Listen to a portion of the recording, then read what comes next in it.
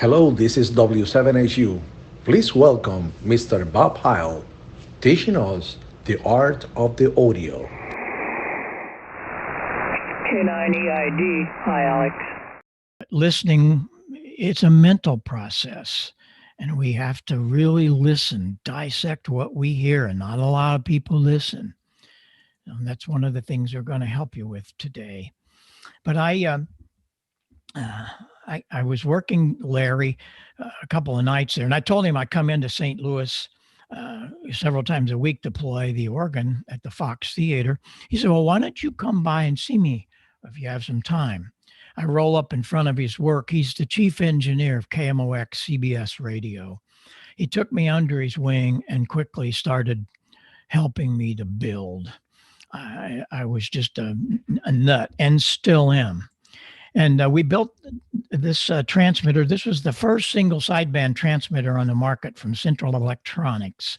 It had plug-in coils. It was a kit, and I built it and take it up to Larry, make sure I was doing it right. We got it going, no problem. But that's on 20 meters. Wait a minute. How are we going to get to 6 meters? Pretty simple. I went over to Walter Ash Radio and I bought a mill and grid dip meter. Learned how to use it. Everybody should have one. Everybody should know how to wind coils and get the frequencies you needed. But we were on 20 meters with the transmitter. How do you get to 6 meters? Larry taught me how to use a Greenlee punch and make a chassis that we could put a 36 megacycle oscillator into it. And it worked really good. Plug that into the crystal socket, 36 and 14, we're on 6 meters. This station grew really quick because I was playing a lot and being able to afford all of this. My parents didn't have to do anything, just let me do it, and I did. When the NC300 came out, and I think it was 58, I had to have that Dream receiver. He'll be Heathkit there also. But I was a nut for antennas. I was really messing around. So I put up a 110-foot Roan, and we had a Motorola dealer, K9SGD. He was about 8 miles south of me, and had a construction engineer. He had cranes and booms and all that. Those two guys put this tower up. Of course, I'm learning a lot watching them and helping them do this. The antenna is very interesting. If you'll notice, it's a Telerex, 36 foot long, but all of the elements are not horizontal and they aren't vertical. The reason was that Telerex was experimenting with the fact that your signal, when it leaves a Yagi, a horizontal Yagi, does not stay horizontal. It changes the polarity. It might change 2 or 3 times before it gets to the listener. And so what they did is they built what they called the spiral array. And that was what was on top of the 110-foot Roan. It was amazing because it cut down a lot of the fading. A lot of times when you hear stations fade, it's not because their power drops or they're bouncing off of something else. They're changing polarity because it changed from horizontal to vertical can be as much as 20 dB. I also put up another tower beside it. It was a 50-foot tower, and that had a 36-foot long, 2 meter, 15 element, but I did that horizontal and the other one vertical. And I put the phasing harnesses down in the shack, and I could change this just by flipping switches. It was amazing. We're going to get into that big time here in just a little bit. But in 1959, I bought a 6 and 2 Thunderbolt kit. This is a 1.5 kilowatt amplifier on 6 and 2 meters. I drove it with the Central Electronic. You can see it up over my head there. It was absolutely amazing because I didn't know it, but I was only one of a few on single sideband at 6 meters, and especially with that much power and antenna. I had a call from Bob Drake of the Drake Company. He called me one day. He said, "You the guy that's got that big signal on 6 meters in the sideband?" I said, "Yes." He said, "Well, we would like to invite you to one of our meetings. We hold annual meetings here and we call for papers. We want you to present a paper. How did you do this? I wanted Larry Burroughs to come with me, but CBS wouldn't let him off. So away we went. Where do we go? Dayton, Ohio. It was the Dayton Hamvention, 1959. It was in the Biltmore Hotel until 1964. It moved out to Hera. But they had taken all the furniture out of one of these floors. They had the Collins room, the Hallicrafter room, Hallicrafter, Drake, Central Electronics, Mosley, all of these great manufacturers were there. I was really, really impressed because I used to read about them in the magazines. And here they were, real live people that I could talk to and learn things from. While I was there was a fellow from the UK, from the J-Beam company. And he said, we'd like to have you do an experiment with that big power that you have. I said, that would be fine. He sends over a 128 element J-beam. And again, my Motorola friend, K9SGD and K9EBA, the contractor, they actually put it up. This was in a spare lot beside our house. That's a 40-foot roan as the tower and a 40-foot roan for a boom. We had to build all the phasing harnesses and make sure they were all in phase or out of phase, whichever they needed. It was an incredible thing. Right above my head, you see there is a pair of prop pitch motors out of a B-29. That's what rotated it. That was the rotor of the day back then for big antennas. But I just kept moving and grooving. In 1961, I built the first transverter for 6 and 2 meters. You put 20 meters in, you get 6 or 2 out, driving the Thunderbolt. What I didn't know, and I learned this at the Dayton Hamvention, I was one of the first 10 on single sideband on 6 meters. The ARRLs had researched it, and that's why I was there. They asked me to come and explain how I did it. Well, in 1962, I was hired by CQ Magazine to write a column, and the column was VHF single sideband. Well, it was so important in those days. It was really something. VHF was very powerful, lots of activities. We didn't have repeaters and all that nonsense.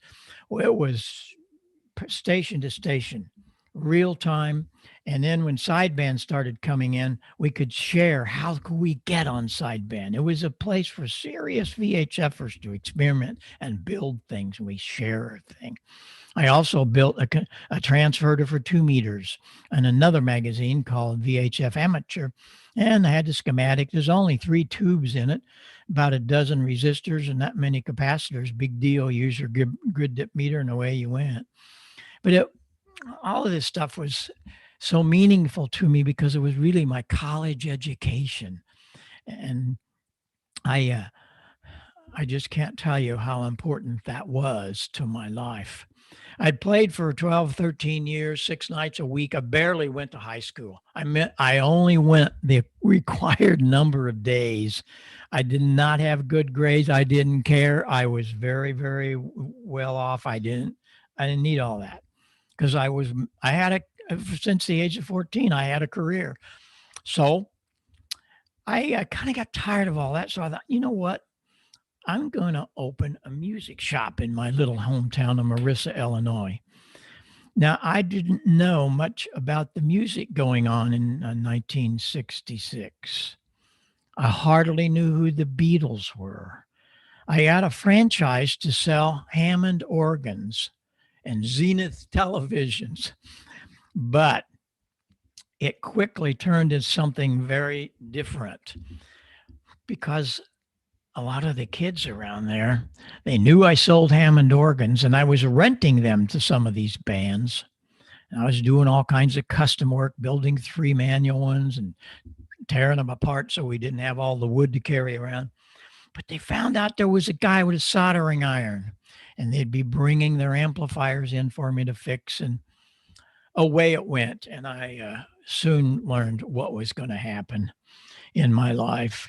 The PAs in those days were nothing. They were just little columns. So I started building PAs, big ones, and renting them to the Kiel Auditorium and the Blues hockey arenas and stuff like that. All kinds of groups would come in. Nashville groups were pretty prevalent because the rock bands really weren't much on tour in those early days. And then one day, my life really changed. I got a call from the Fox Theater. And he said, "Hey, you still have that big PA you were playing around with?" And I said, "I do." He said, "Talk to this guy." He puts Jerry Garcia on the phone. And if any of you are rock historians, you know what's coming.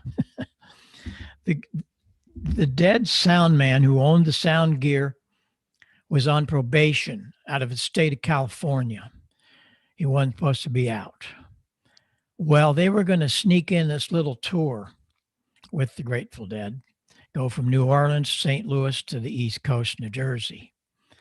And they did the show at the warehouse in New Orleans, but the DEA and the FBI were there because they heard that they were skipping out of the state for a while. So at the end of that show, the band comes on to St. Louis. They didn't have cell phones. They had no communications. We'll see you there at 4:00. Well, when they get on the stage of the Fox, where's Owsley? Where's all the gear? They called back on the landline and found out he's in jail. Now what? So I talked to Jerry and I said, I have Macintosh amps. He was very amazed. You have Macintosh amp because nobody was doing this. I didn't know that. I'm just a ham putting all this stuff together. And I had JBL's speaker. I had radio horns with 250 watt JBL drivers, Olsen bins, big folded horns. Get that stuff up here. So we did. That night was an amazing night. You can go into Google if you don't know the history of that night. You go into Google and put the night rock and roll sound was born, because that is where rock and roll sound hit the market. I didn't know it. I'm just a ham having more kinds of fun than ever. Building big stuff, that was a bass amp I built with a 30-inch Electro Voice Patrician speaker. One interesting thing about that, all of the groups I work with, I had to be friends with them. If I couldn't be friends with them, I don't want to work with them, because there were a lot of people out there that their ego was a little higher than the St. Louis Arch. I don't need to deal with you. And so these people were all friends. They would come to Marissa, Illinois. That was quite a chore because we were 50 miles southeast of St. Louis, down in the coal fields of Southern Illinois. But especially Jerry Garcia and I, we did all kinds of experiments together when he'd come to Marissa. But you're looking at a guy that has never tasted beer. I've never done any kind of stupid drugs, never smoked anything. So I'm a pretty straight guy with some pretty strange friends. And Jerry and I, as I said, were just really good friends. And one time they had gone on their last tour, actually, with me. We'd done that because we had gotten with another band. But during that first tour, when they left out of here to go to New Jersey, he called me and said, "Hey, Bob, we're having trouble with you." I said, "What's that? Nothing working?" "No," he said, "they keep calling about Ye Old Music Shop." He said, "What's going on there?" "Well, that was the name of my store. That was what was all my speaker cabinets. I really wasn't in the sound business as yet, but yet I was. That night put me there big time." And Jerry said, "You know what? We're going to just call you Heil Sound." And so it was Jerry Garcia that actually named Heil Sound. I know a lot of people would say, "Oh, well, his name's Heil, call it." No, it was Ye Old Music Shop. They were having trouble saying all those words. He was a great friend, and I miss him a lot. All of that went into Billboard magazine, that article, the night rock and roll sound was born. It was a journalist that was there at that great concert. So everybody started calling me, all kinds of bands, because we were the only guys that had a touring PA. I had leased a 40-foot semi, and I bought an old Greyhound bus. We put 11 beds into that so we could sleep the guys, and it was wonderful. I mean, we really had a great thing going, and the bands loved us. The managers really loved us because everything got there on time and got put together, and the show started on time. I show you, this is kind of fun here at the end. We did this band's first tour. Heck, we're still working with them, but this band, this was their first job, first tour. That's ZZ Top without beards. No kidding. We're still friends, of course. They're using our microphones now. But it went on from there. It got really crazy. The Who called me, and we did so many. I think it was for like 7 years total. So things are really progressing quite quickly. But I got tired of some of the things going on, and we started building stuff. I built a large plant, and we were building mixers, modular mixers. They weren't out there yet. They didn't even have mixers for rock yet. It was all like PAs for churches and stuff. And these were all modular. So if the guys would get out on tour in a club tour and one of their modules went out, what do they do? Unplug it and put in a spare, because you always got a spare kit when I got it for you. Same with the power amps. I was really into that. We had 35 people working in the production lines. My brother-in-law had the wood shop. We had our own fiberglass shop. We were building stuff like crazy, and building large arena sound systems. In those days, we're now up into the mid 70s, the festivals are happening, and we were called on to do a lot of festivals. We had 3 large systems on the road with all the different bands we were working with. Well, when we did festivals, I pulled them all together, and you notice there's 3 left, right, center, and they were all mono, of course, but that let us have 2 stages in between them, so one could be setting up while the other was playing. That way the kids didn't get in much trouble. There was always music going on. But these were monster things. We did this right. But what I didn't feel right is so many of them went that way, and I felt really sad about that. I wrote the book. So many people would ask me, how'd you learn all this? Where'd you learn this? Oh, I did it from ham radio. No, how'd you learn it? Ham radio. And it became the Bible for live sound engineers, because I did it with language they could understand. You didn't have to be an engineer. We're not engineers. And it really was quite cool. I felt really good about it. I'll do one more thing before we get into the real serious part. Joe Walsh and I met up when Joe was with the James Gang. And we knew 2 shows into that tour, we discovered we were hams, and oh boy, from there, oh, we're still buddies and friends and working on things. But he was thinking about a new band, a solo band. He'd pulled out of the James Gang, gonna do Barnstorm.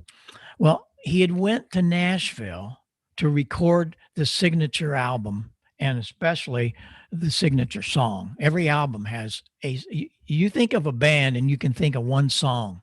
Yeah, they have a lot of them, but there's always one. It's kind of the title of that band. And when he got to Nashville, he was good friends with Dottie and Billy West. They were steel guitar players, friends of Joe's. And they went to Pete Drake's studio. Pete had a steel guitar studio and did a lot of top recordings there. He had this little box he'd built, and had a little 3-inch speaker and a funnel and a little hose, and he put it in his mouth, and he could kind of make wah, wah, wah, wah sounds. Well, Joe recorded Rocky Mountain Way with that box, but we were building things for his new band, and it was going to be loud. He said, Bob, what are we going to do for this box thing? And so, two hams. No is not in our vocabulary, right? So we took a 100-watt driver, built a high pass filter, did all the plumbing fittings to fit the surgical tubing in it, and bingo, it was a Heil talk box. And you know that what we're talking about. It was this.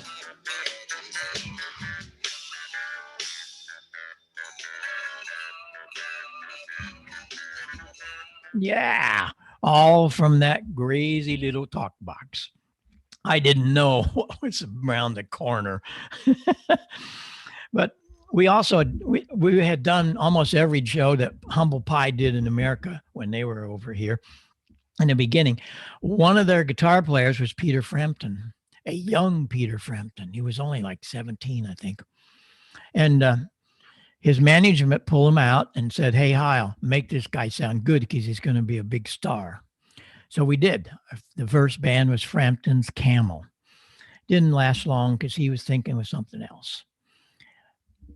In Marissa, my dad had about a dozen homes that he rehabbed and he rented to people. Well, about half of them were rented to rock and roll roadies and people. They lived in Marissa. They moved in from the UK because they had a job. And a lot of them, if they came over here with a green card, they either had to get a job, get married, or get out. What happened to that? Anyway, I would give them a job. Of course I did. They were roadies and building gear, so that worked out perfectly. One of them was the manager of Humble Pie, and he met up with this little gal. Her name was Penny McCall, and they got married. But wait a minute, we don't have a church or whatever. So they were married in our home in Marissa. It was fun, man. It was a big hippie wedding, let me tell you. There were no drugs. There was no booze. That was my first thing. My wife said, no. And they respected that. And it was cool. And Penny McCall and Mick Brigden were married there. Well, about a year later, I get a call from Penny, and she said, "Hey, I am now with Peter Frampton." That's what she was trying to do in the first place, by the way. "I'm with Peter. I need a Christmas present for him. Don't send him guitar. He's got a lot of them." So what did I do? I sent her a talk box. In all the interviews, you will hear Peter say he will give homage to myself for giving him that talk box. You know.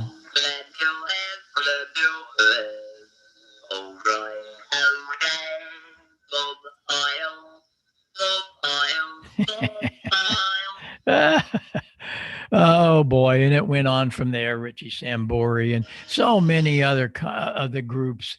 It was really a wonderful thing, but I got tired of all that. I've been doing that for 12 years. I'm going, what's going on here? So I got into the satellite business big time. We were doing thousands of the C-band satellites when it came out. DirecTV hired me in 91 to be a test station for them, an experimental test station, because they had put the satellite up. And I was also, in those days, I was on radio. I spent 25 years on KMOX here in St. Louis. Of course, it was a radio station from all over it covered all over the U.S. And so I had a lot of people that had listened to me and knew what we were doing with all these things. And I also was on ABC television here in St. Louis and on their network. So when the DirecTV guys hired me, why, we were talking about it a lot on radio. But the day DirecTV was born was the CES show in Las Vegas. And we went on ABC television to tell everybody, hey, all this stuff we've been telling you, it's true. It's here. And we were the first dealer, sold, I don't know how many hundreds of those the first day. That's the front of Heil Sound these days. In those days, it was our satellite and home theater business.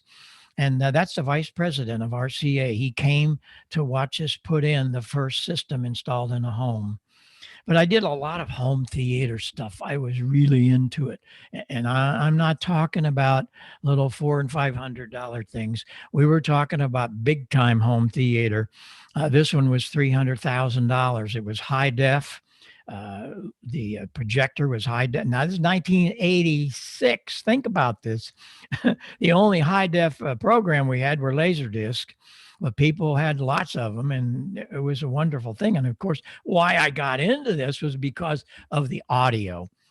And home theater was a big deal. I also worked with Ray Dolby because I introduced his first ProLogic receiver so we could get rears and center channels from two signals. And that was always kind of an interesting thing for me. But we got into all kinds of things, and I got into designing homes. A lady came in one day and says, "Hey, I got this old house. Can you do something with the basement?" Of course I can. That's what we did. That behind that curtain was that crummy looking room. Another guy said, what can I do with this room? Well, that's what we do with that room, and so on and so forth. I said, okay, enough of this. I just went through so many careers, and they were all going at the same time. I had lots of balloons in the air. But I get this phone call one day that changed my life. It was Paul Klipsch. Paul Klipsch is the father of the folded horn. He actually was the father of high fidelity in the late 40s. He was the guy.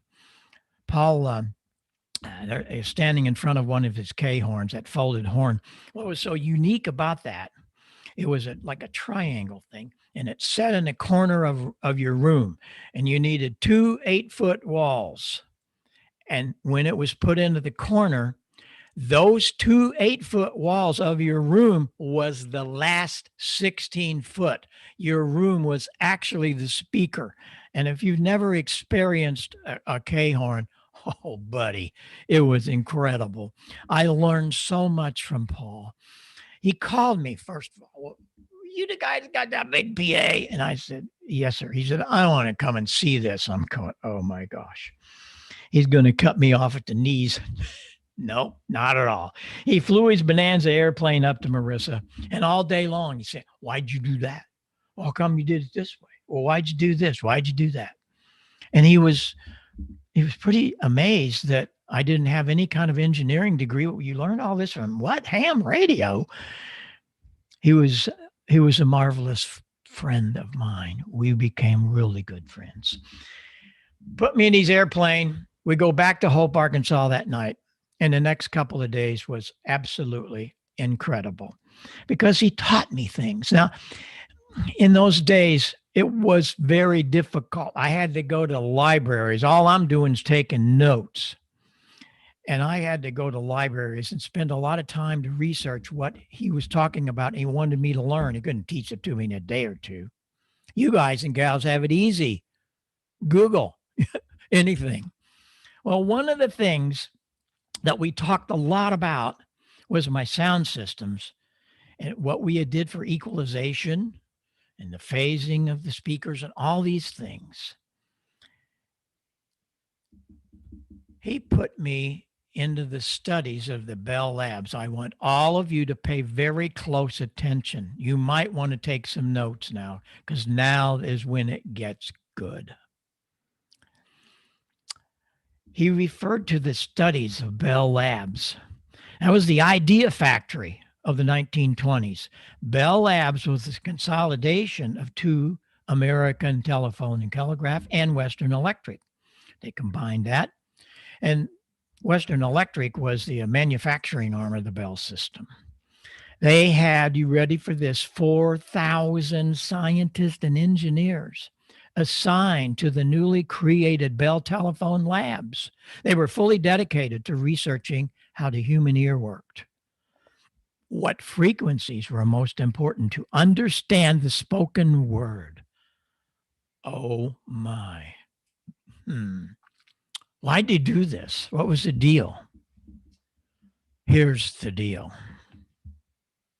They were putting the telephone system together, and when they did, they ran two wires from New Jersey, the Bell Labs, all across America to California. Remarkable. Every 50 miles was a relay station that kept the frequency up, kept the level up. All of these things were beautiful, linear, all the way through. When they turned the first telephone system on, this is what they heard. Hello, can you hear me? Well, yeah, but it's not very clear. What are you doing? Nothing. I'm just talking in the phone. Well, then we have a problem because it's not very articulate. So what did they do? Hey, they put those 4,000 scientists on the case. There really were. 4,000 scientists. Wow. Dr. Fletcher and Dr. Munson were the lead engineers. And what they discovered is the fact that our ears are nowhere flat. We cannot live with audio that's not equalized. And to understand the spoken word, these guys figured out the spoken word had to have that. That's what you have to do to your audio. And it's so similar to amateur radio because the telephone system was only 300 to 3,000 cycles. Wait a minute. That's kind of like the bandwidth that you play with. But does it look like that? Well, if it does, this is what you sound like. You're very soft. The articulation's gone. The difference of an F and an S, a P and a B, they're not very distinguishable. But if we bring up that 2.5K, and that's all I'm doing here, that's all I'm doing. I'm not playing any games here. This is all science, baby. I'm only bringing up the mid parametric equalization, and up she comes. And the minute 2.5 hits, you'll know exactly when it hits.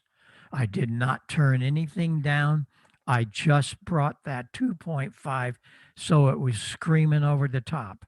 Now the F and the S and a P and a B, they're very distinguishable.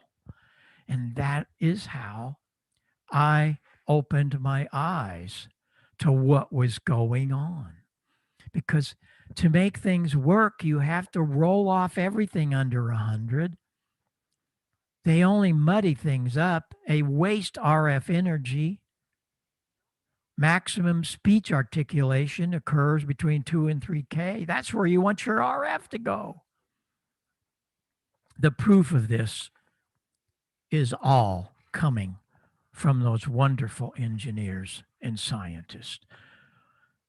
And so this really woke me up, because I hadn't, like so many of you, I didn't know all this stuff. I'm just lollygagging around with what was there, but it wasn't right. And so these are things that we're going to dig into. First of all, I got back to radio in 1966.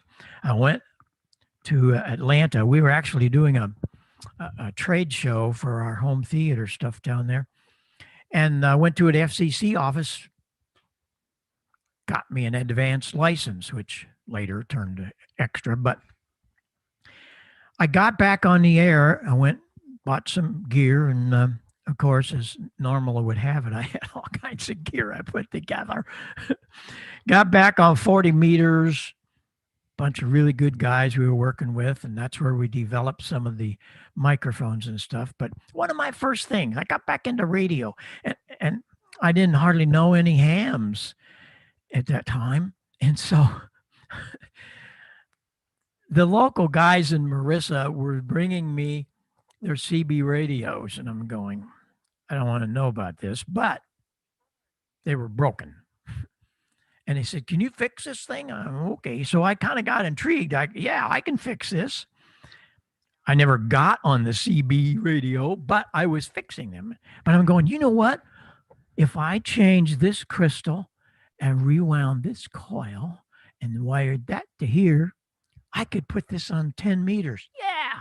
And at that time, 1966, boy, things were really happening. The sunspot cycle had went way down in the 70s, but it started coming back up just as it did when I first got in back in 1956. So I'm going crazy. I took a CB radio and there was a high gain. Wow, that was really easy. I just changed one crystal. Yeah. Tuned a couple of the output coils, no problem. But hey, Motorola had come out with a chip that took AM audio and made FM out of it. Really? I was the father of FM radio and amateur radio, if you didn't know that. What I discovered was high gain was going bankrupt. I called Andy Anderson, the guy that owned it and all that. I said, what are you doing with all this stuff? He said, well, I got to get rid of this junk. I got truckloads of printed circuit boards that are working. They're already populated, wires hanging out of them. You just have to put them in a chassis. I said, well, I'll buy them all. And I did. And I came up with what you're looking at. I built a kit. I went to Tintec. Tintec had a really cool thing going. I miss it a lot. They had across the street from the Tintec ham radio place, they had a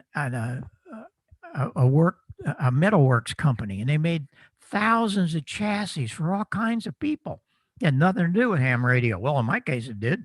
They built my chassis, silk screened it at our plant because we still had all our silk screening, and I call it the FM10. You will notice it does not say Heil Sound. It says Melco, Marissa Electronics Company, because, Heil Sound was not born yet, other than the touring company, and that was closed. Goodbye, and I didn't know what was going to happen. So for those couple of years during all this 10-meter FM, it was Melco. I wrote the book because I was named the father of 10-meter FM. We did all kinds of things, taking any kind of CB, usually. There were a couple we couldn't do it to, but it was a wonderful, wonderful thing. I enjoyed that so much when 10 meters was really happening.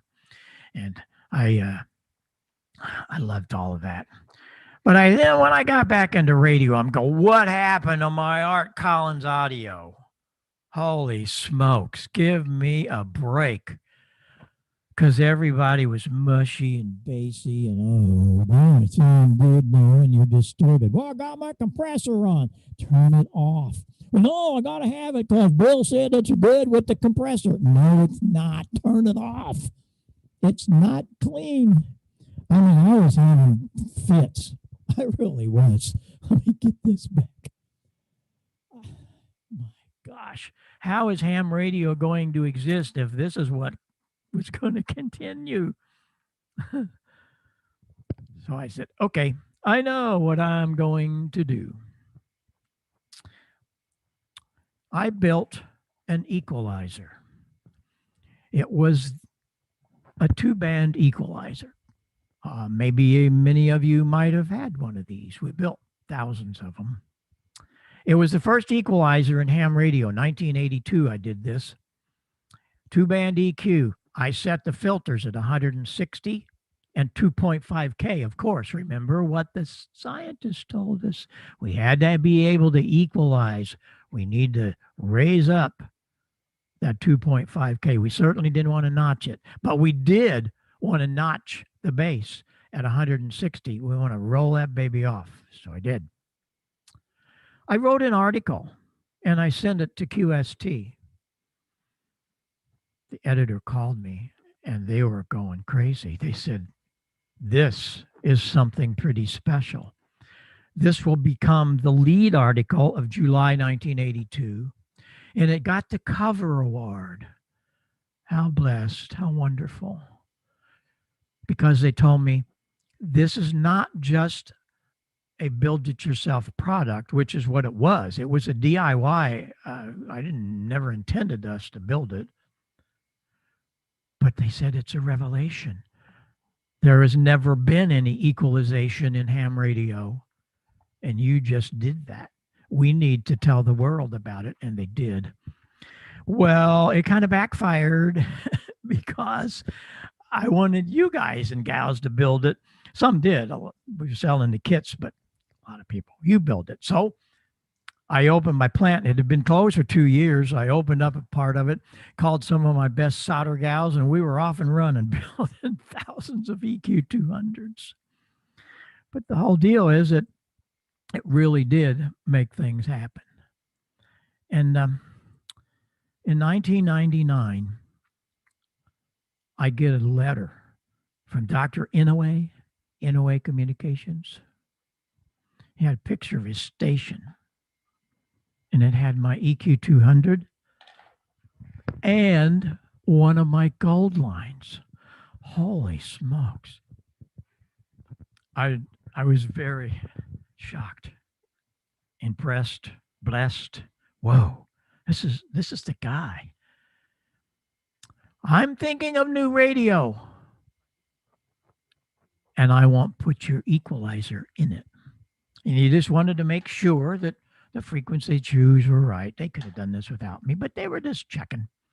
So from the Pro 1 ICOM, I think it came out in 99 or 2000, from the Pro 1, Pro 2, Pro 3, all the way through to the 7610, the 7300, and, oh, baby, they just sent this to me to work on. What an incredible box this is. If any of you guys and gals have it, the 705. Is this something special? Whoa, this thing is a 7300 plus 2 meters, 430. It's amazing. It's got D-Star, all kinds of stuff, battery operated. Why did he send it to me? Because they wanted me to build a headset for it, and I did. Our headset works beautiful in it. We have one that's got the right plugs. It's got very strange plugs on it. That's the problem. You can't. There's nothing like it out there. What is the model? The model of the headset?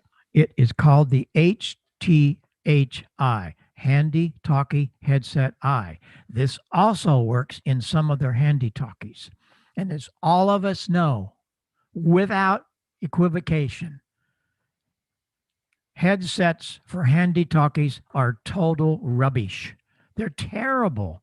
This thing, you're never going to hear that with that name on it. I won't let it happen, of course. But we're very proud of that. It really brings a headset into the handy talkie world. It sounds good, and it works beautiful into the 705. So we're happy about that. But so we had all the equalization going, but the biggest problem is to try to understand how to adjust a radio. Here comes some good parts for you. Proper mic gain. How do you adjust microphone gain? Well, I've been on here and Bill said do this, do that. No.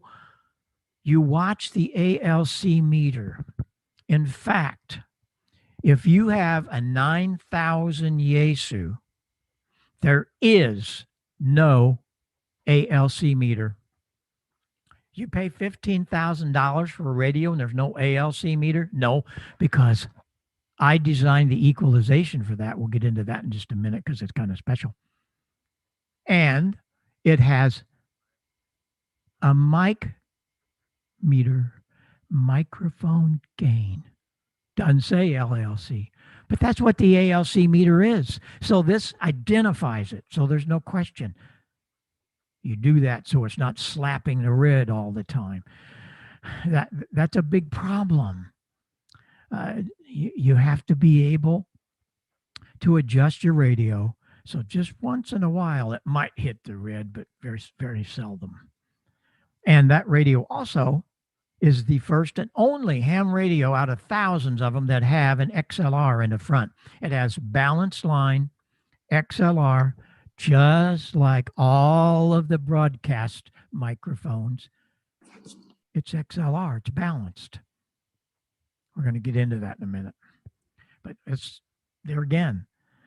It's all about adjusting that radio, getting that mic gain right. You want to then you want to do the bandwidth. That's one of the first things you do before you ever begin to grab a microphone. Set the transmit bandwidth. If you're going to do contesting, you're going to roll that baby down to 2.1. No, it's going to sound terrible, but all your power is going to be where you need it.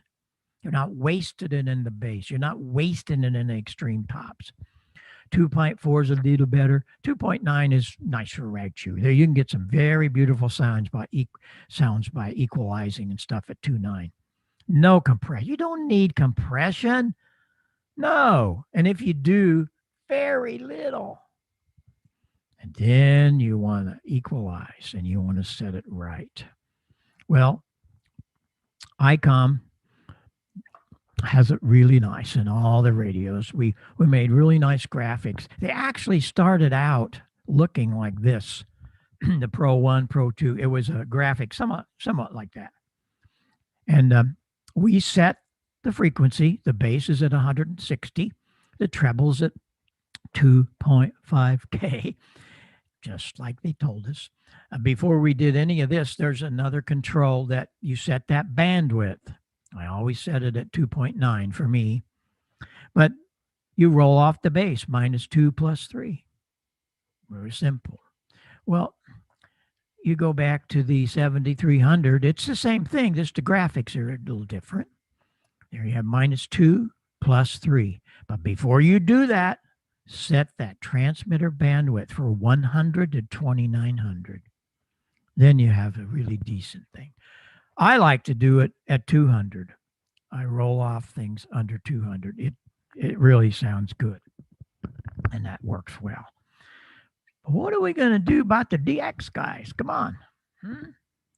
Well, first of all, we want all of our power to be around 2.5K, let me tell you. And so we set the bandwidth of 500 to 2500. And then notch all the bass you can, -5, the treble at 2.5K, +5. Bingo. Is it pretty sounding? No, it's terrible. Well, why would you do that? You did that because we want all of our talk power to be right in that frequency range that you heard a while ago. So what I did, I designed microphone elements to do that. And here's a lovely little demonstration you probably will never forget. I hope most of these you'll always remember and live by them, because these are scientific things. These guys knew what they were talking about when they taught us how to do it. This is our Pro 7. It is the headset. I don't care what you want to bring up against it. No. I worked for several years to do this right, and it is. First of all, let's listen to the element. This is our HC74. HC74 is just unbelievable for the contesters. Does it sound good? Nope, doesn't sound good at all. Well, then why would you have it? Because I want all of my power in that 2.5, as we heard a while ago. I don't want any bass. I want all the treble we can get. So this is the magic for the DXpeditions. While I'm here, this headset's pretty cool. Thousands of them out there. It has a lot of features that no other has, and it's all things I learned from Paul Klipsch and other people that I listen to. First of all, I put a balance control because a lot of you would ask for this. Many of the things I do is because of you guys and gals. It's a balance control because if you have hard hearing on one side, this baby rotates either way. It has another jack right here that you can plug the logger into, or just somebody who wants to listen. You don't need a bunch of Y cords, just plug them right there. All of our headsets, every one of them, have a steel band.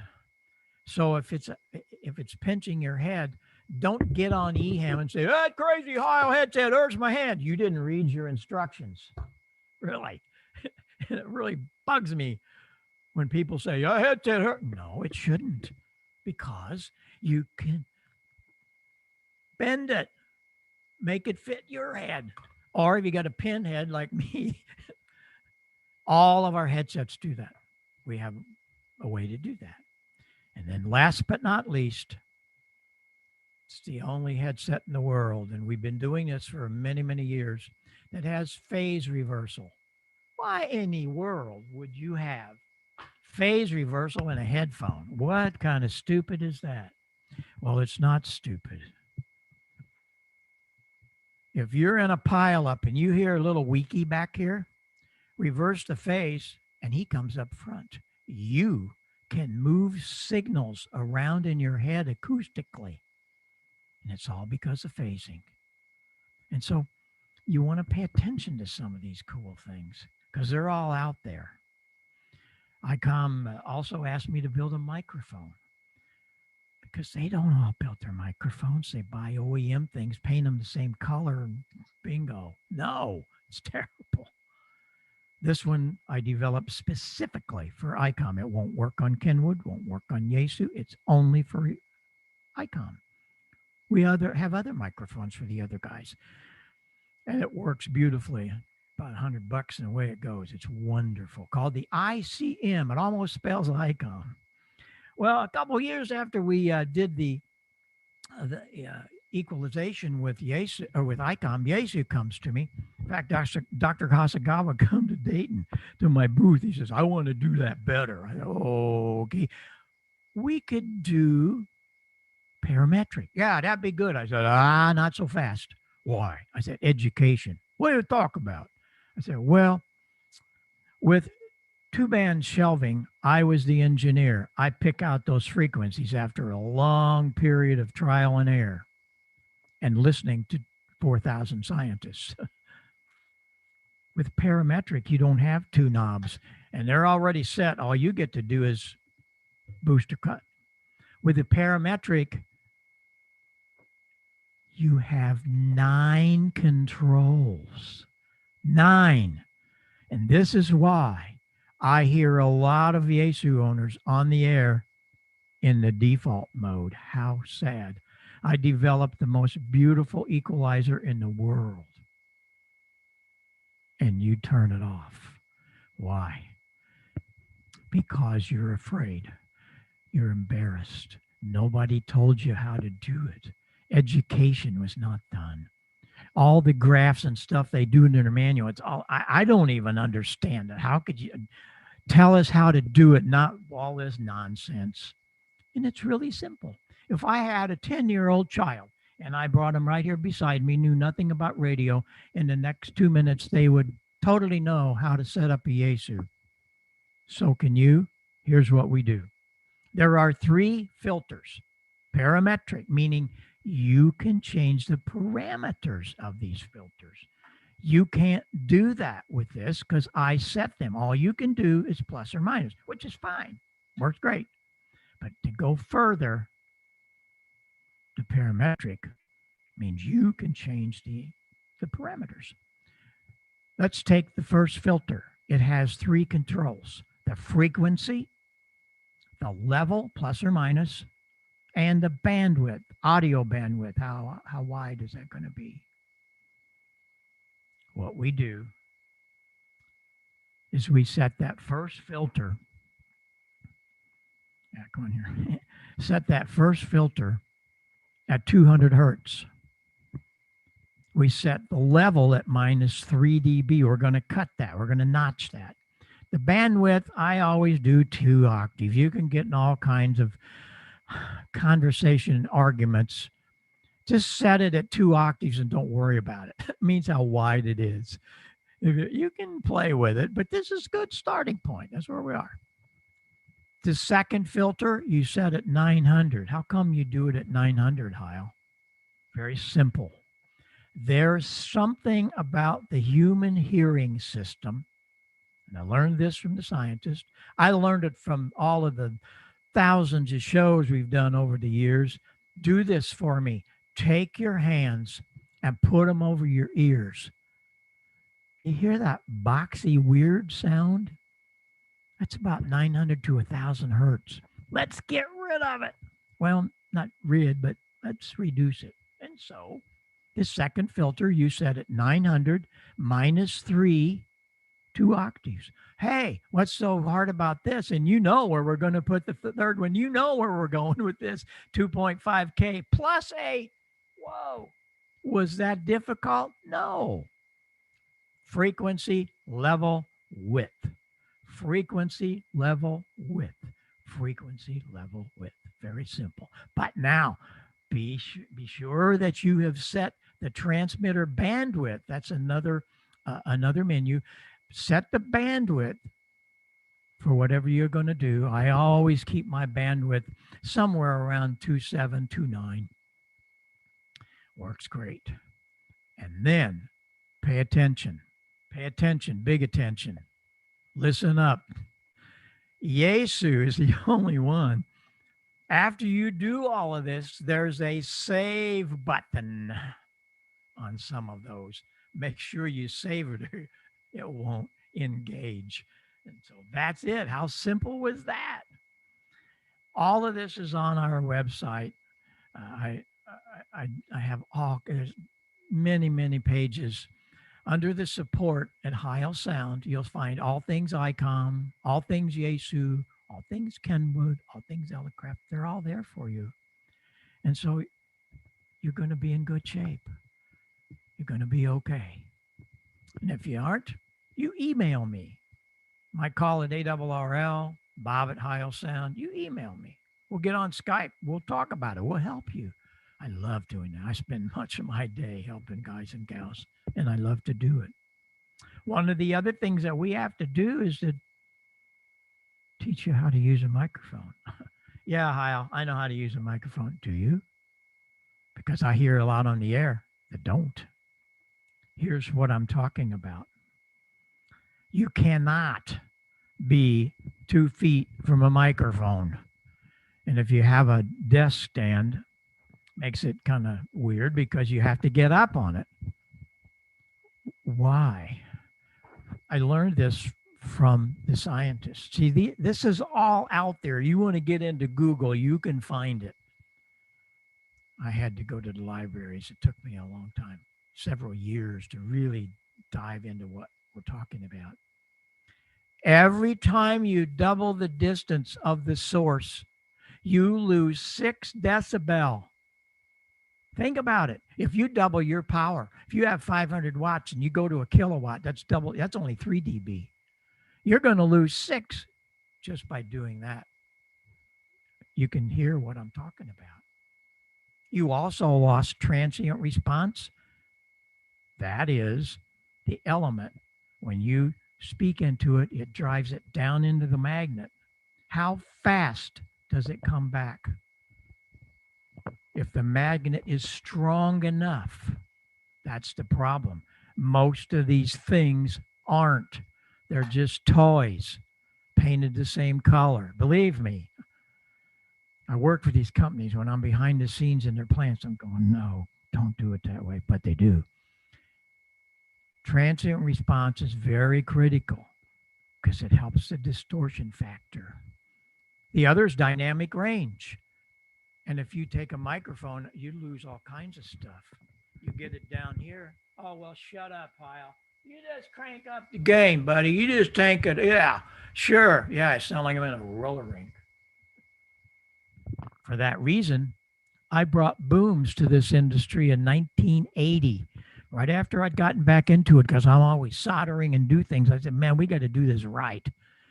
That's why we sell thousands of booms, not only to this industry, but to broadcasters and all that. The other one is about plosives.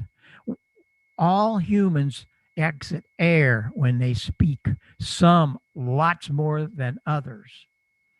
Now, what you have to do to cure it, with our microphone, you can talk off the side. You can't do this with every other microphone. You have to be right here. You know, you've seen all the entertainers. That's why they got to be here. They can't move around.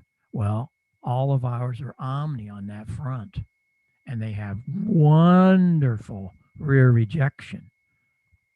It's gone from the back. So you see, all of these things play into making your signal better. But this comes with all of our microphones. You want to be able to put your filter. It's an acoustic filter, but it's acoustically transparent. I'll hear guys on the air every once in a while. Hey, Joe, take that stupid muff off. You're all muffled up. If that's true, it's not right. It must have been $1 at Walmart. No, this is a scientific piece. Honest. It's acoustically transparent. When I put it back on this mic, it doesn't do anything to harm the audio. It only diverts the air. So these are things that all mean something to us. And we're so blessed because so many people are using all of our different microphones and headsets. And we also have a custom shop where we can design and do all kinds of beautiful things. And it ended up that in 2006, Sarah and I had a second home, just a getaway home out in California. I went out there to help Joe a little bit. And we're sitting at his kitchen table one day, and he said, "Hey, Heil, you got to build me a better microphone." I said, "What do you mean better?" "Well, this thing. Well, I got to hold it right here. I can't get away from it. And I want one for my instruments to get rid of all the stuff back there. Build me a better microphone." Okay, we can do that. So I started working.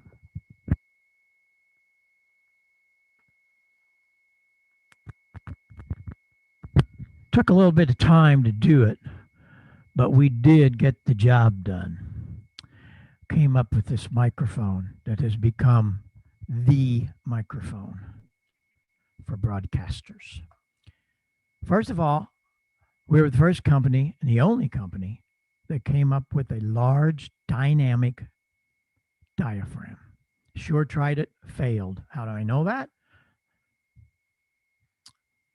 Bob Schuline was their engineer for years. We were good friends back when I was traveling with the groups years back. He came to me one day after all this wanted to know the secret. How'd you do that? Because we couldn't do it. No, 2 ham radio operators figured it out.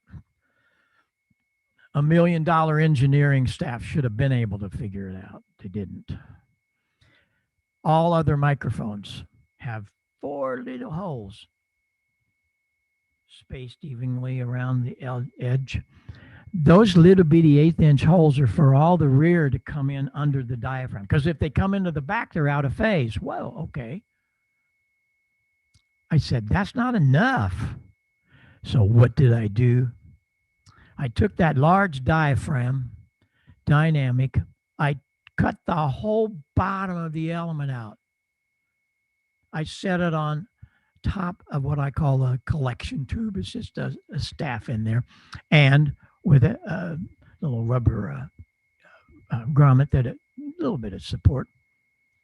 Now, up from the sides of this microphone comes the lows, the mids, the highs, 360 degrees, not 4 little holes. And what comes of that is amazing. First of all, it's Omni on the front. You can be wherever you want to be. How lovely. But watch your screen if you've never seen this or know about it.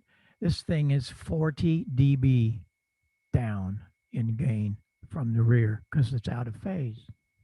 There it is. Oh, it still works. But it's 40 down. And so when it hit the market, oh, it went crazy. It was quite something for me because I didn't realize what was going to happen. The entertainers all started using some of these great microphones. Television shows. By the way, I helped him get his license. That's Tim Allen. There's a ham radio station Sarah's sitting in front of that's active on that air. If you don't know about that, that's fun. Sad they're not going to renew their show next year's, but several times a year they had plots that featured ham radio. We did all the microphones for that.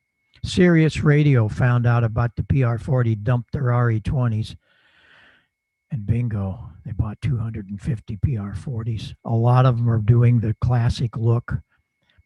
And so we're very fortunate. This is the podcaster's dream. I like it for ham radio. It's a PR40, but I rolled the low end off a little bit. The PR40 gets down to 28 cycles. No other dynamic will do that. And so I rolled that off a little bit. We don't need that much low end. Recording studios are using it. And it's all because of that. And again, I'm not an engineer. I barely made it through high school. Everything I did was voicing pipe organs, learning how to listen and paying attention. It was just a wonderful part of my life. Designing elements that had exactly the right frequency response. They told us, the 4,000 scientists, they told us what to do. Why don't the manufacturers do this? Because I don't think they want to. They don't care about us. We're not a big enough market. And of course, for 35 years, Heil Sound headsets have been the leading headset for these many, many DXpeditions. And I'm so proud. We support anything we hear about that we can help. And the backpack guys came to me and we developed this. What's wonderful for mobile and backpacks. It's all great stuff. Got another thing I better play for you. RF gain is very important. A lot of people just leave it wide open. Listen to what happens when we adjust it. It'll sound like, really like FM.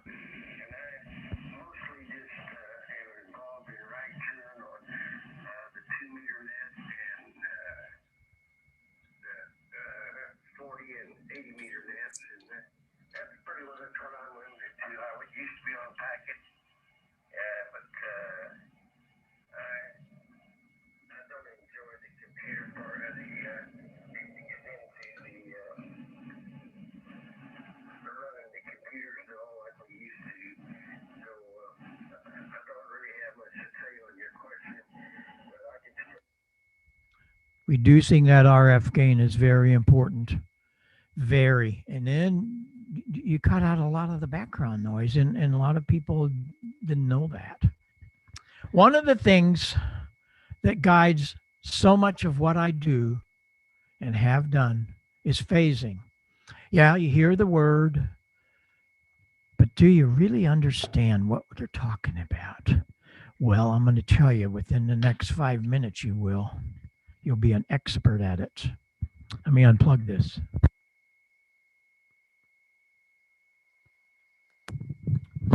I have two microphones. This is a PR22, different colors because our custom shop did those for me. But I did a Y cord so that both of them are plugged into one cable. And they're all balanced. Everything's fine. But these two microphones, PR22, which I was commissioned by Paul Rogers of Bad Company to build for him. He wanted a microphone that really sounded nice and full, but had articulation. I didn't have to adjust it. It just sounds this way. When I talk into these two microphones, they're in phase. And if I bring this up to this one, I double my power. The same thing that happens if you take a 500 watt signal and you're not making it through the pileups because you didn't care about EQ. I don't need that stuff. So you go buy a kilowatt. Well, I'm going to be a lot louder. Are you? You're only going to gain 3 dB. You know how loud 3 dB is? Here it is. When I bring this up to here, it's 3 dB louder. Look at my meter. I should put a camera on there. There it is, 3 dB louder. What? Close your eyes. Remember what I said about listening. It's a mental concept. I'm going to take away 3 dB, double your power. 1, 2, 3. The 4,000 scientists told us the human can't detect 3 dB, only if we were in an anecho chamber or something like that. It's just a little thought for you, and you go to bed tonight thinking, well, I have this magic little plug. Okay. I'll plug her in here.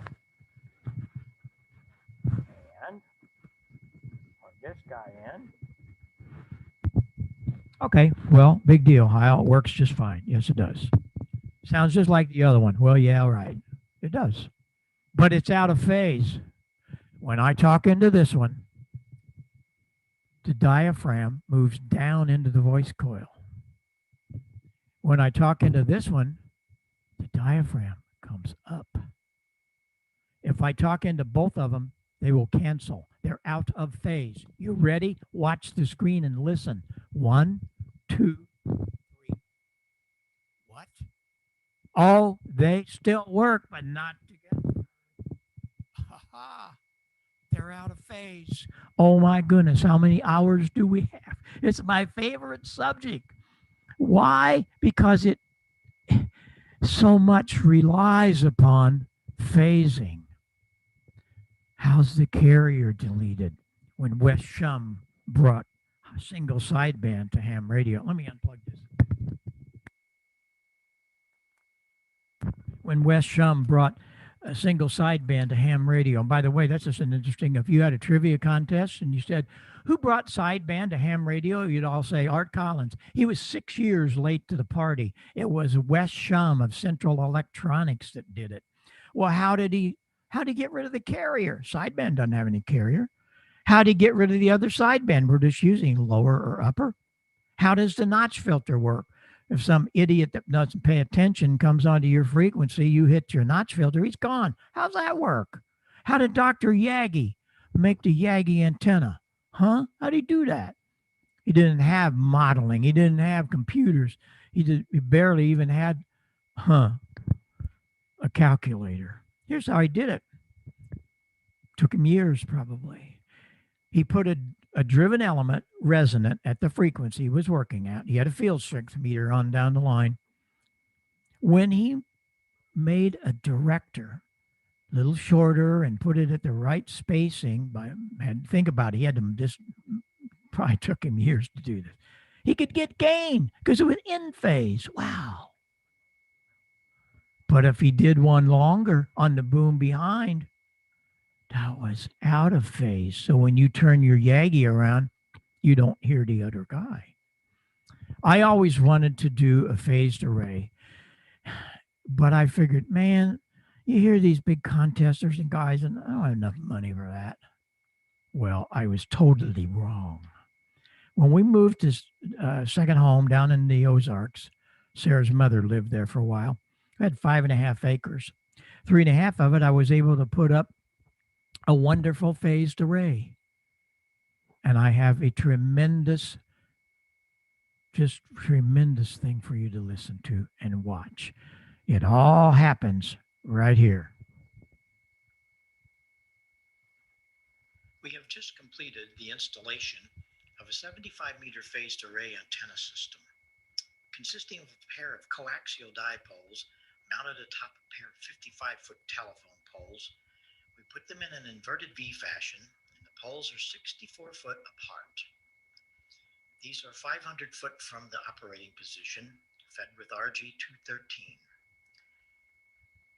In order to make the antennas directly from east to west, we use a delay line, a 43 foot here on 75 meters that's switched in and out of the driven element, either east or west. The downlead length is 126 foot. We take all of that coax, the downlead length, the 43 foot phasing delay line, and mounted them in a container, one of the plastic container boxes that we actually buried. And just the top of it shows. It's all sealed, so it's waterproof. But that's the way we get to switch all the components from 500 foot using one of the Amatron RCS 8V remote switches. It really works well. Take a listen to how we can get at least 10 to 20 dB difference east to west. Like a lot of people do. Mine's usually 3 inches or so. That's just after you done mow it. And I know, probably we get a dry day, I'm gonna have to lay out there and mow. That's just all there is to it because if you leave it that high, when it starts growing in it all, it's looking ragged pretty quick. So it's to that point now, and the system really performs on weak signals. Take a listen as we switch to the direction they're coming from. Also note the preamplifier makes no difference on 75 meters on this signal. The preamp will, of course, make the meter read higher, but in many cases, the preamplifier does not cause the weak signal to be more readable. Check it out. Yeah, well, I see they introduced big display on it, and I don't know if that is their form of portable, or what that is. Your wire that hooked up to your computer, is that in the use your hand? Pretty amazing stuff, huh? Just with a couple of coils of wire. That's what's amazing about it. And it only has one relay. I use the Ameritron. This is what I had. DX Engineering makes these remote ones, but it worked well. But the only thing is, I don't like rotary switches. I hate them. So what did I do? I went to Antique Electric Supply in Mesa, Arizona. Write this down. These guys are a gold mine of parts. Antique Electric Supply. And I bought Les Paul guitar switches. And I made a panel, and I could switch my east to west 40 meters, east to west 75 meters. It was cool. I use them here in my station. I switch all the other antennas and the radios. All these relays are remoted behind a console. I don't know why people don't use them. They're still using those stupid rotary things. No, and they're not reliable. I'm sorry, but these are great. But that's what we do. I mean, there's so many cool things. But all of this thing comes to a kind of a close here. All the years that I was working with the manufacturers, I asked them, what are you going to do about your receiver? Our receiver's fine. No, it's not. They're only thinking selectivity, noise limiters, all that kind of stuff. No, I'm talking about audio. The $15,000 ones maybe have 2 watts. All the others have 1 watt, but they're 10% distortion. It drives me out of my mind because I've just over the years learned to tune into these things, and you should too. Dissect what you're hearing. It's not all noise, it's distortion. Get rid of it. And then you need equalization. Well, we got it in our receiver. You got nothing. I know. You can go over here and find a receiver thing. It's not very good because it's still going through that stupid amplifier. And they're not, the equalizer, as you learned, is not in the right place. Don't they know about the 4,000 scientists? No, and they don't care, obviously. So I said, here's what we're going to do. I'm going to tailor that receiver so we can listen out of fatigue and have great EQ. And in order to do it, I wanted to do it with parametric, but I did it with a mix. I did it to the outer limits, the 160 hertz and the 6K hertz. Those are just simple shelving, like the EQ 200. And you can notch 160 or boost 160. You can notch 6K, and that's kind of nice. You can notch some of that top end noise, that kind of stuff. But what's important, guys and gals, you already know the answer. It's 2.5K. We want to be able to slide that around from 400 to 4K.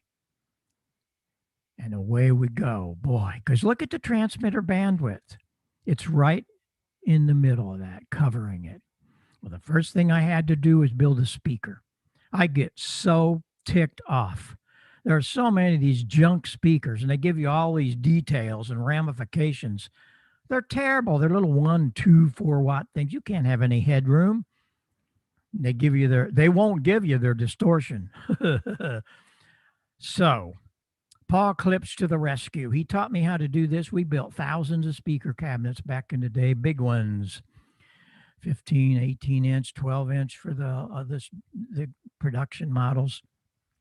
I found a really good manufacturer that makes a wonderful 5-inch speaker. They're an OEM company. They build them for people that give them the specs, which I did. Notice the magnet's big as a speaker almost. We put that in a cabinet after we did a free air cone resonance. Took one of them outside, found out what the resonance was of that cone. Then we treated the cabinet to match that. The amplifier on the back has 25 watts, lots of headroom at 0.1% distortion. This is hi-fi spec.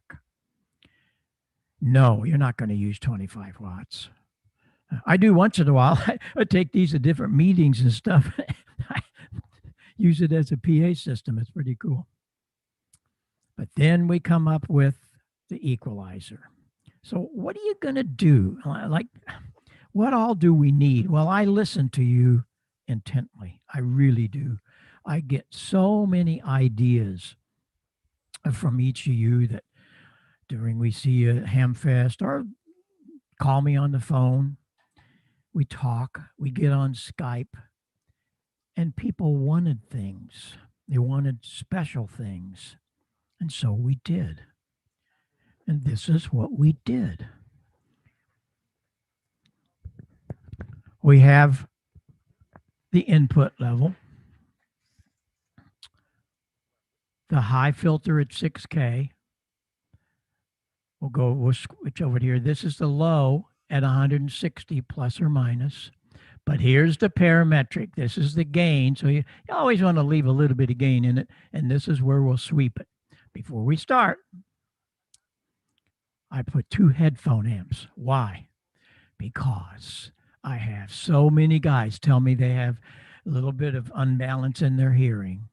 So you can put your left speaker here, your right speaker here at different levels, either separate amplifiers, independent. You also can have a logger, or you can have an operator, field day, de-expeditions, whatever, contesting. And the other control is very important to me. It's a record out. These are all separate amplifiers. All this other cheap junk I see, they're just resistive, and you just know they have to be absolute separate channels. And then I take a cable, take that, plug it into my computer, and make beautiful recordings. It works great. I've made some recordings that I did off air, and I do them on a digital disc. And what we're going to do is listen to some of these guys. We're going to set this all flat. Here's how you hear it in your receiver. Echo India 8 Bravo, Lima Bravo. EI-ATLB calling about. Here's the way you hear him. For Sierra, Ready? Germany. Hope I have it right. Very good day to you from Ireland. Name is Lima, India, Alpha Mike, over. It is flat. Hello, CQ 20, CQ 20 meters. Echo India 8 Bravo, Lima Bravo. EI-ATLB calling about. Is there any question? No, just how fast I can get it into my receiver, honestly. We're all getting older. Our hearing needs a little help. The articulation factor of what that does to signals is unparalleled. And I'm very, very proud to bring it to the amateur radio fraternity, because I talk to so many people and they're all having such problems hearing. Well, that solves it. It makes great recordings. There's just wonderful things that we can do. And I'm constantly helping you guys.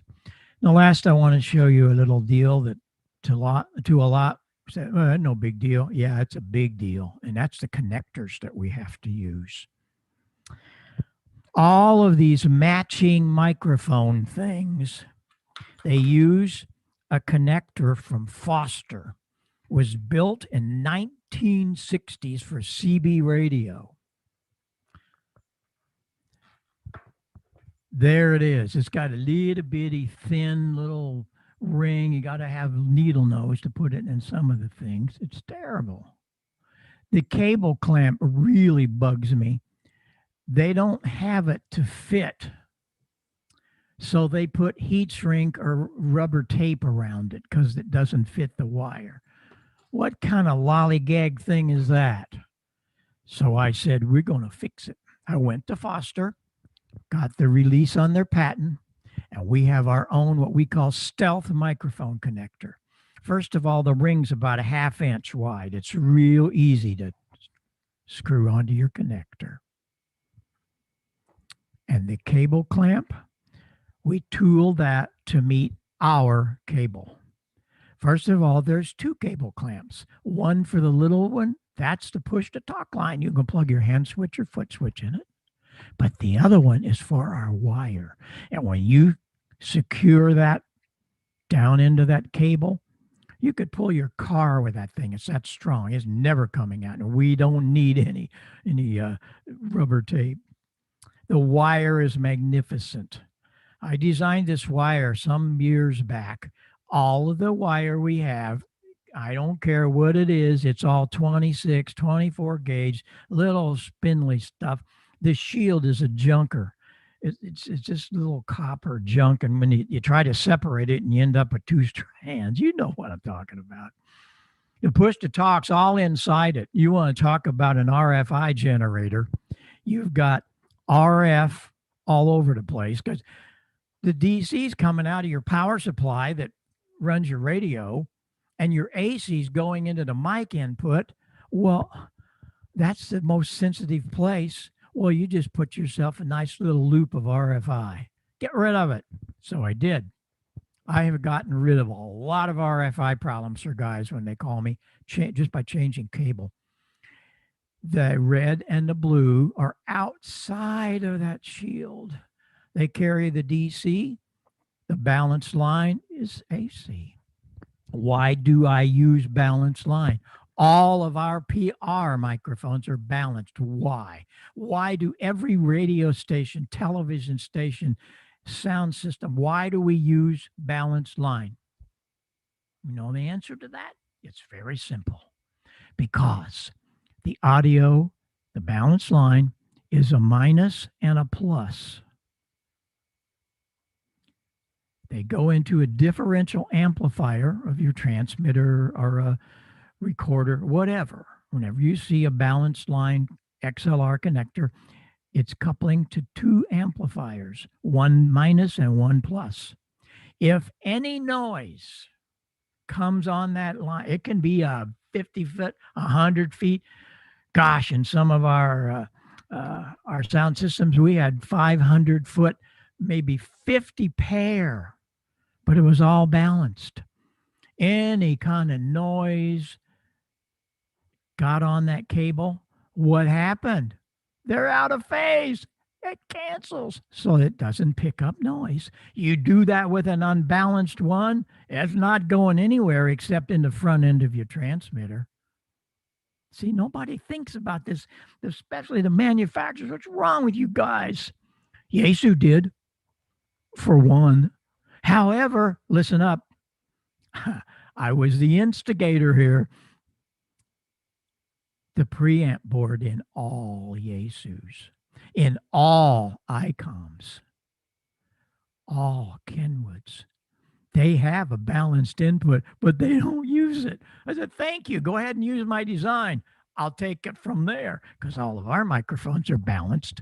That's why our microphones sound better. They don't, not the quality of them, but they don't pick up a lot of junk. All because of phasing. That's why I love phasing. I could be here all day talking about it because it's my favorite subject. If none of you have this book, I advise you to do this. I didn't just write it, I compiled it. There are notes in there that's 60, 70 years old from all of those great scientists, Paul Klipsch, Larry Burroughs, all these wonderful people that helped me. And it's all there for you to read. Many of these are being sold by the case now to clubs, and they're giving them to their new licensee people. Last but not least, some years back, Heil Sound was inducted into the Rock and Roll Hall of Fame. We're the only manufacturer in the Rock Hall. That's that Quadrophenia console I'm standing in front of. One of the monitors from that are our modular power amps and mixers. The backside of it, that's ZZ Top's mixer we built for them. Serial number one talk boxes there. And a few years ago, Missouri University gave me an honorary PhD degree. You think about it, you're looking at a guy that just barely made it through high school.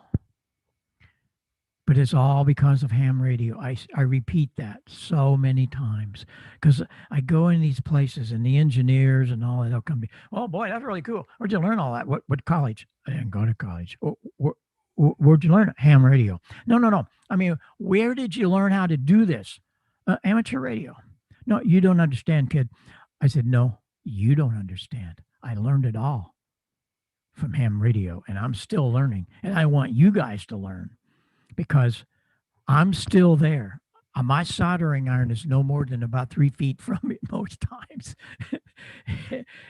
And I know these things take so long to put it all together, but dang it, you don't hear this kind of stuff, especially the history of it. Why? Because so many of us could be better amateurs if we knew a little bit more of how our gear worked. So I really appreciate you guys having me in today. It's really refreshing to have people that they want to learn. And as I say, if you have a club, you send me some dates, I'll be there. I mean, we're just going crazy. We're going to pass the 200 mark here very soon, another couple of weeks. And I love spending time with ham radio operators. So